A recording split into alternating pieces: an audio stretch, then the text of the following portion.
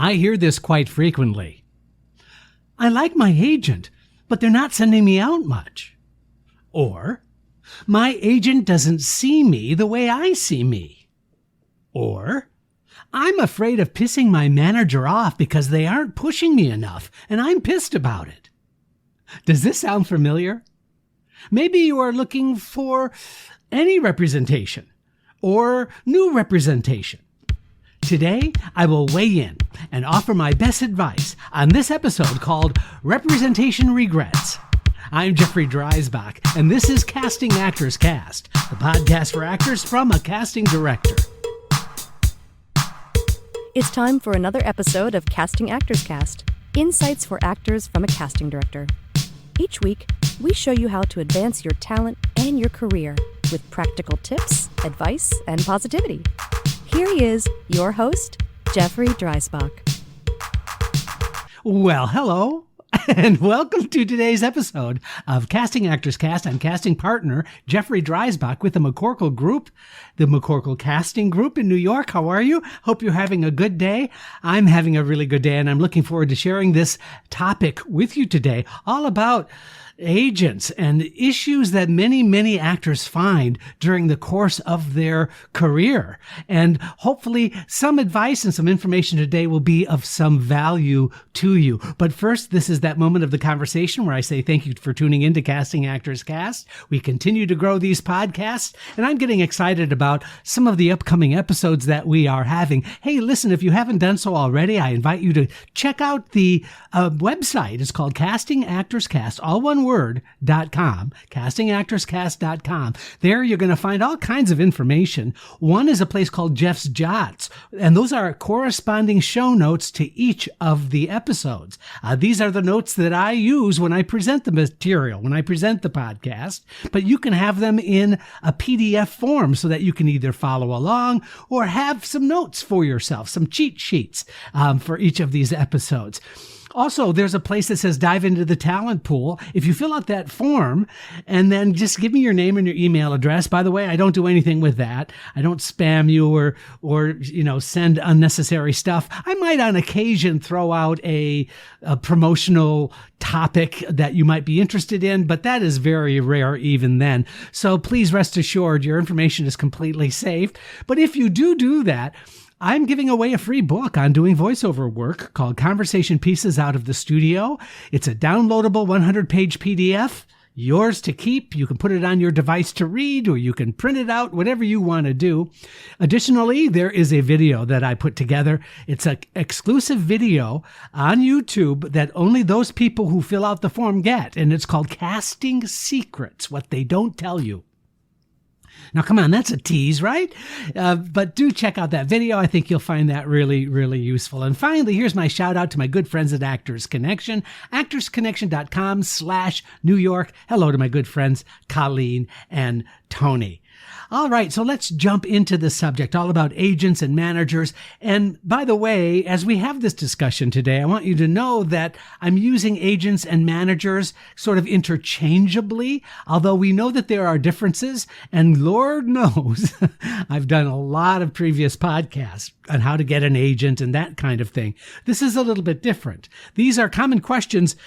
In fact, when we did the live podcast of this podcast, the live version of it, I guess it was like 4 weeks ago, something like that. And we had a live audience. One of the questions actually stimulated me to putting this topic together because I felt a little bit unsatisfied with my answer. I didn't feel like I gave it as much depth of discussion as I wanted to, given that situation. So I thought, well, you know what? I can always put additional information here in this podcast. So there are some common questions that I'm getting, but guess what? I'm going to try and frame some of my answers in an uncommon way. These are things that you might not have heard before that I think it's worth at least listening to and considering. So one of the first questions I get quite frequently is, why am I not being sent out on auditions as much as I want to be sent out? Why is that? And so, of course, here's my answer. First, you have to understand a couple of things. One is, what are the roles that are available? When we have a role that we're seeking an actor for, we put that on breakdown. Those breakdowns go out to all of the agents and managers. And so whatever the kind of request is for a particular actor, we try our best in the description of the character that we're looking for. We do our best to give as much information as possible. Now, it is conceivable that the parts that we might be looking for might not be you. And so there are limitations based on the roles that are being cast right now, today, this week, this month. You also have to weigh that against the agent's limitations in terms of their talent pool. They may have several actors that they are really working on their behalf because there are roles for them that they might not be able to give you the time and attention that you deserve, simply because there might be, and this has happened quite frequently, a whole sort of slew of roles in one particular area, in terms of age range or in terms of ethnicity or whatever it might be. And so the agent might not necessarily be 100% available all the time to see if you are right. Plus, there are agents, and the really good agents are ones that are very, very careful with who they submit to casting. Now, you might find that a little frustrating because you might be thinking, gosh, I think I would be really great in that role. But you might not be aware of the specific nature of what is being sought. And so trusting your agent that if there's a role that they believe you are right for, then they're going to probably send you out. But it's the agent's perceptions that really can make a difference in how they see you. So I hope that that's a little more helpful to you. It's not just about them not sending you out. There are other reasons that are coming in that just might not make this the best time or have the available roles that you might be looking for. All right, let's move on. Here's another question. Is it better to have one agent that sees me as one, quote, type, or should I freelance with different agencies at different times? So let me explain, first of all, what freelance actually means. And freelance means that without a contract, without a written agreement, you and the agent decide to, for lack of a better word, date. You decide that you're going to work together. When stuff comes up, when submissions come up that you might be right for, that agent will decide to send you out, try you out. You can try them out. And that's how that relationship goes.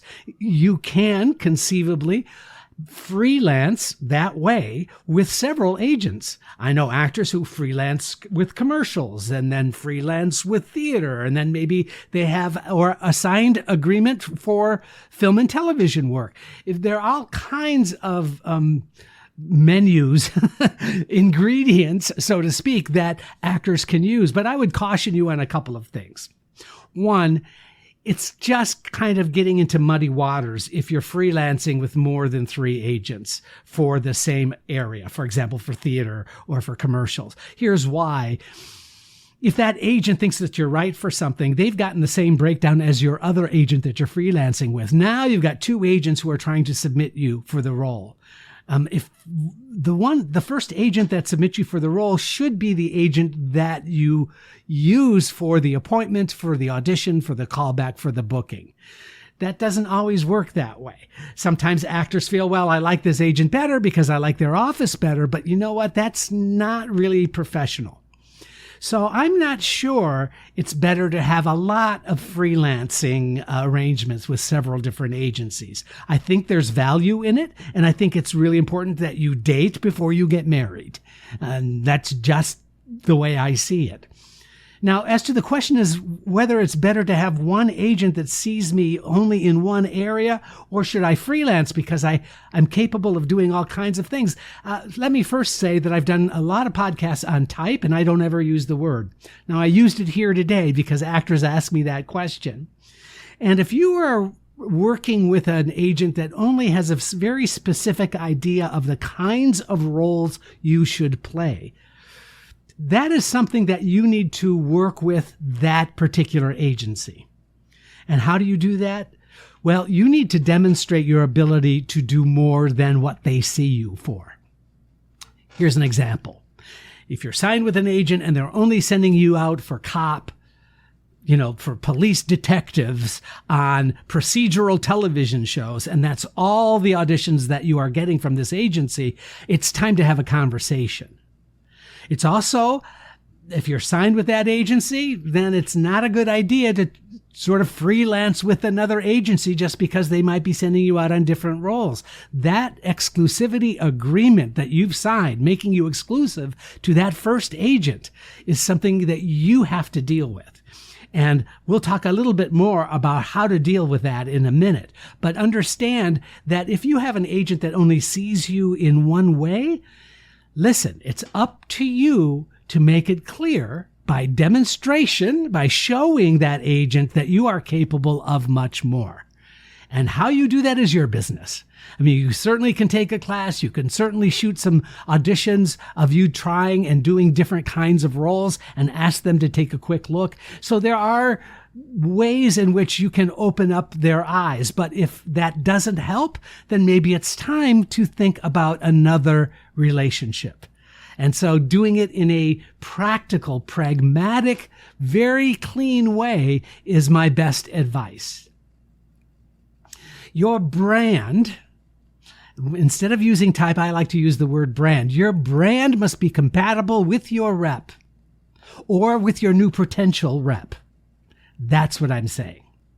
It's got to be mutually understood that you are capable of playing these kinds of roles that are out there now.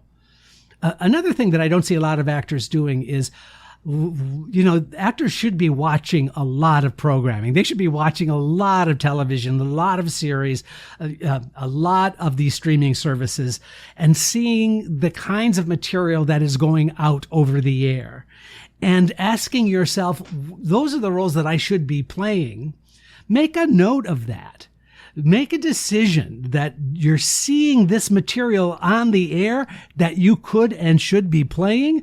That is something that you need to make a list, and then you need to act on that list by either working on material that's similar or talking to your rep about playing those kinds of roles. That just shows that you are an active participant in your own career, and you are not just waiting for that rep to send you out. Here's another question that I get. I'm not sure where I stand with my agent. What do I do? Well, similar to what I've just said, but adding on to it, it's all about, in my mind, it's about professionalism and about your ability to communicate what you are looking for in your rep. And I know agents don't like me to say this, and I apologize to any agent that might be listening, but I will say that your work is what is paying the agent. They're getting 10% of what you earn as an actor. And so I don't want to make it crass sounding like you are actually paying for your agent, but they're providing the service of making sure you get seen, recommending you for jobs, helping you obtain auditions. So it's up to you to make sure that as a paid person on your dime, that they get what you are looking for. And you have a responsibility as a professional to make sure you have an open line of communication with that agency. If it's difficult or you're not sure where you stand with that agency, you know what?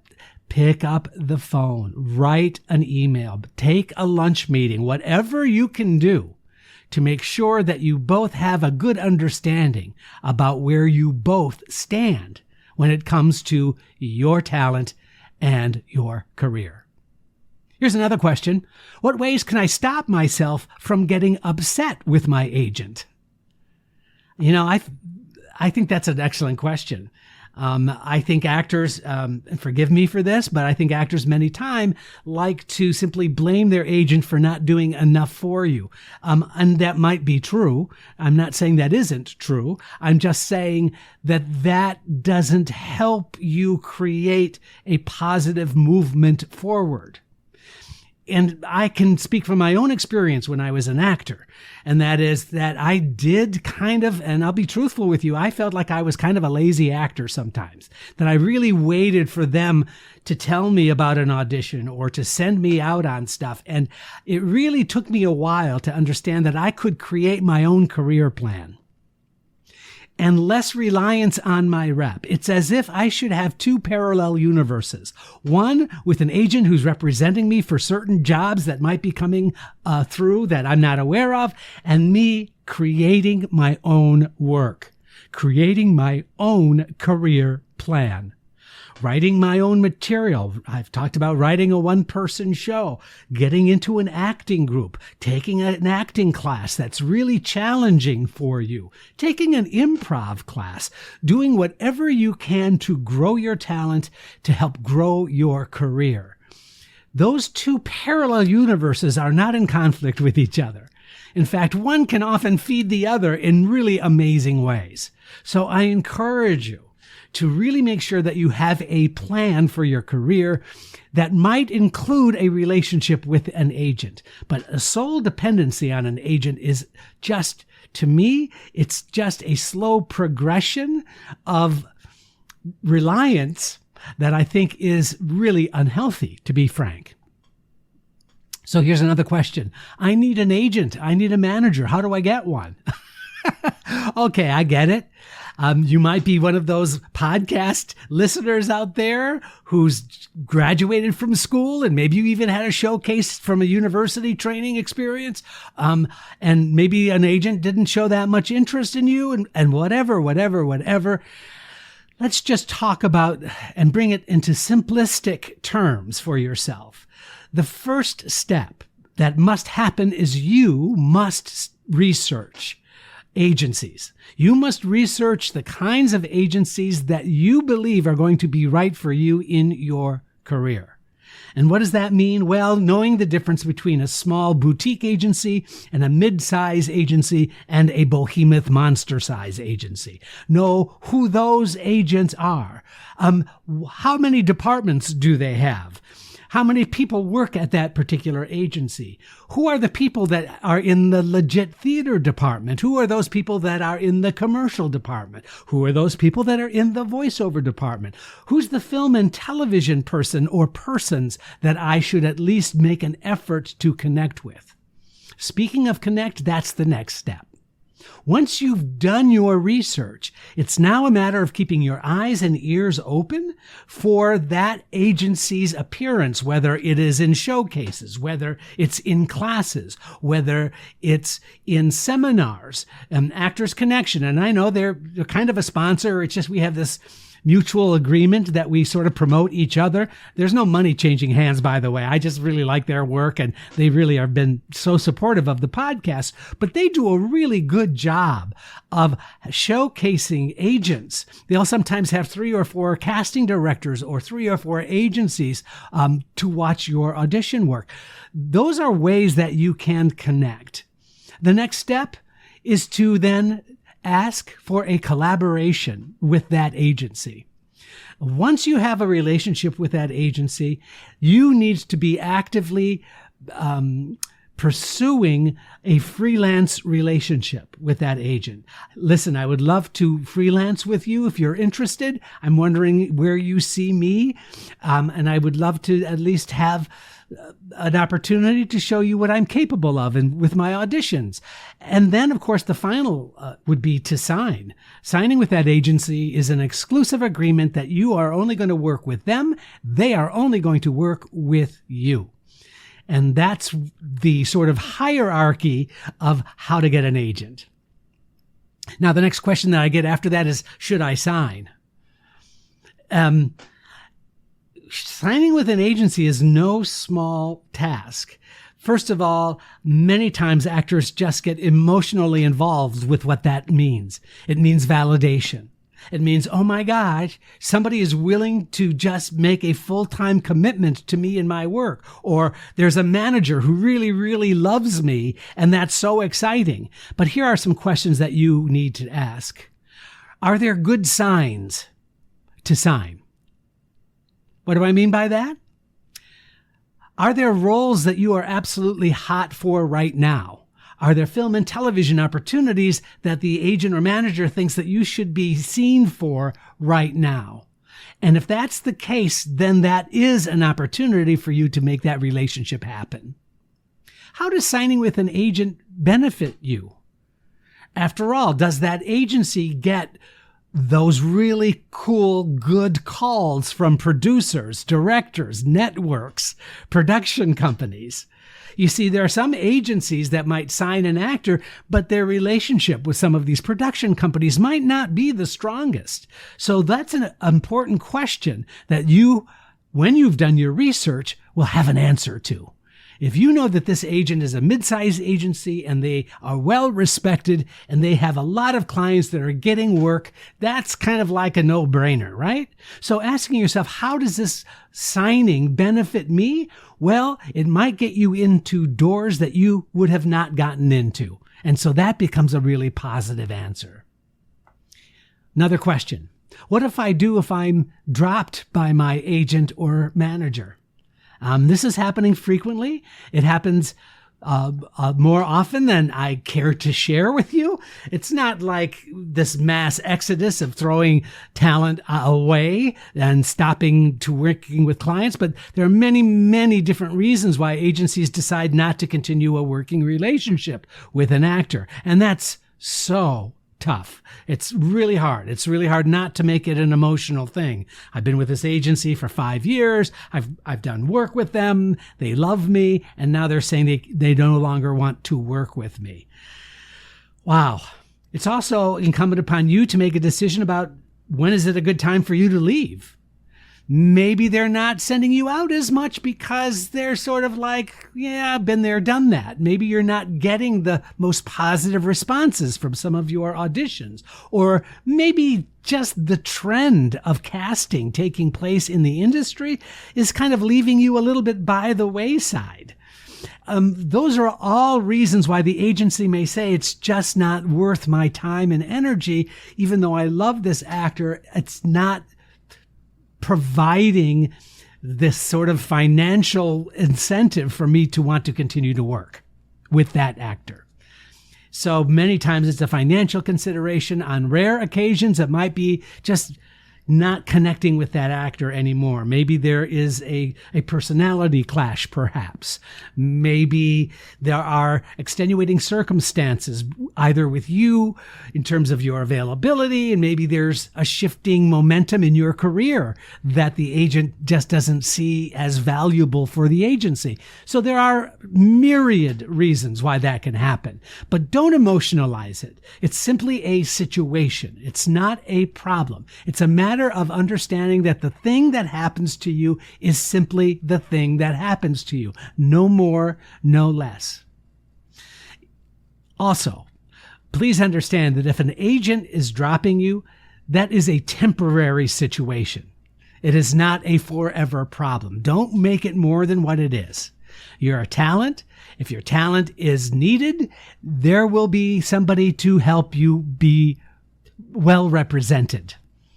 So don't lose faith. Don't lose hope. Our office, for example, keeps a very active list about excellent talent who's not currently being represented. So that's something that you could certainly address with casting folks if that happens to you. Finally, if you are dropped by an agency, you need to tell everybody. It is not like you've got a black mark on your head and you've been dejected or ejected from the agency for some nefarious reason. It's just simply framing it in a professional way, just so that there might be other talent reps out there that would love to have you on their team. So making sure that you do the professional thing and communicate it is, I think, really valuable. Here's our last question, and I know we're going a little over our usual time, but the question is, when is it time to leave an agent? And my answer is kind of a simple one to this, and it's a matter of trusting your gut. It's both business and personal. You need to understand the implications of leaving your agency. What are the reasons you're doing it? If you can keep it in a professional's perspective, you're doing yourself a favor. You see, what is best for you may not be what is best for them. Make sense? Now, having said all that, please know that there are never any perfect answers to these complicated questions. Really.